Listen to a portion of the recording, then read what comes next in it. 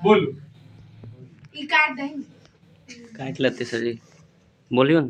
Focus दूरी और वक्रता दूरी के बीच में क्या निकालना, संबंध निकालना है। F बराबर R/2।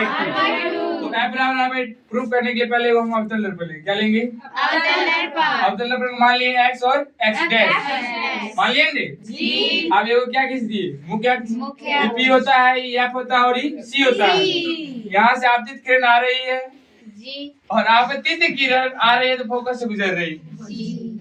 कहाँ गुजर रही है, मुख्य से समांतर है। और यहाँ से वक्रता केंद्र से जैसे ही जा रही है, जैसे जाती है उसे लौट आती है तो आपको देखेंगे कोण 1, कोण 2 और कोण 3। आप देखिएगा हम यहाँ माने कोण 1 बराबर कोण 2, इसलिए माने कि हम लोग जानते हैं कि आपतन कोण का मान परावर्तन कोण के बराबर होता है। अब यहाँ पे आपतन का नियम क्यों लग रहा है, तो हम मान लिए कि यह विलंब है बीच वाला, और ये आ रही है तो आपतित किरण, ये जा रही है तो परावर्तित किरण।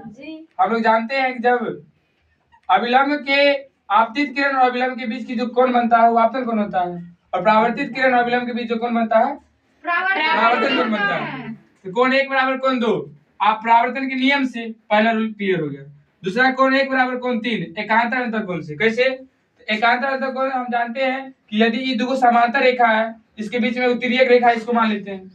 जब ये तिर्यक रेखा है तो तिर्यक रेखा एकांतर कोण का रूल होता है कि ई कोण के बराबर होता है, और ई कोण की यदि हम बात करें तो ई कोण जो बराबर होगा इस कोण के बराबर होगा, और ई कोण का जो हमको जरूरत नहीं। तो अब देखेंगे तीनों कोण मान लिए, कोण 1, 2 और 3 माने। इस कोण को इसलिए नहीं माने की जरूरत नहीं है। कोण 1 बराबर कोण 3 देखेंगे तो एकांतर अंतर कोण क्लियर हो गया होगा। कोण यहाँ पे देखिएगा तो LHS बराबर है तो RHS बराबर कर दी, कोण 2 बराबर कोण 3 कर दिए। कोण 2 देखिएगा तो हम लोग देखिएगा पूरा त्रिभुज दिख रहा होगा आपको। जब आपको त्रिभुज दिख रहा होगा तो ई कोण के सामने में भुजा है CF, और ई कोण 3 के बराबर जो भुजा है वो AF है। इसलिए बराबर होगा कि समद्विबाहु त्रिभुज का रूल होता है कि कोण के सामने वाला भुजा आपस में दोनों बराबर होता है। यानी दो कोण है, दो है ना कोण, तो इसका जो सामने में भुजा CF है किसके बराबर है, कोण 3 के। कोण 3 का जो भुजा सामने में AF है, AF हम बोले हैं CF बराबर AF। इसी को क्या कर दिए, पलट दिए। पलटने के बाद CF बराबर AF की जगह AF बराबर CF कर दिए। समीकरण 3 मान लिए। बिंदु A जो है काफी निकट है बिंदु P के, तो बिंदु A जो है काफी निकट है किसके, बिंदु P के। तो आप P के निकट है तो इसको कह सकते हैं ना हम लोग AF जो है बराबर है PF के। AF जो है बराबर है किसके, PF के। इसको समीकरण मान लिए। और यहाँ देखिएगा तो समीकरण 3 और 4 से, समीकरण 3 आपको यहाँ दिखता होगा, यहाँ दिख रहा है, और 4 यहाँ दिख रहा है। मतलब क्या, LHS यहाँ भी F है, AF है, और LHS में यहाँ भी AF है। तो हम कह सकते हैं CF बराबर PF। ये दोनों बराबर, ये दोनों भी बराबर होना चाहिए। तो CF बराबर PF, CF बराबर, समीकरण से क्या मान ली, 5 मान ली। हम लोग जानते हैं यदि हम पूरा PC निकालना है तो PC बराबर हम कह सकते हैं ना PF प्लस CF। पूरा निकालने के लिए दोनों क्या करेंगे, जोड़ेंगे तब निकलेगा। तो यहाँ वाला आप एक कंसेप्ट सीख सकते हैं कि AC पूरा निकालना है तो AB प्लस BC को क्या करना है, जोड़ना पड़ेगा।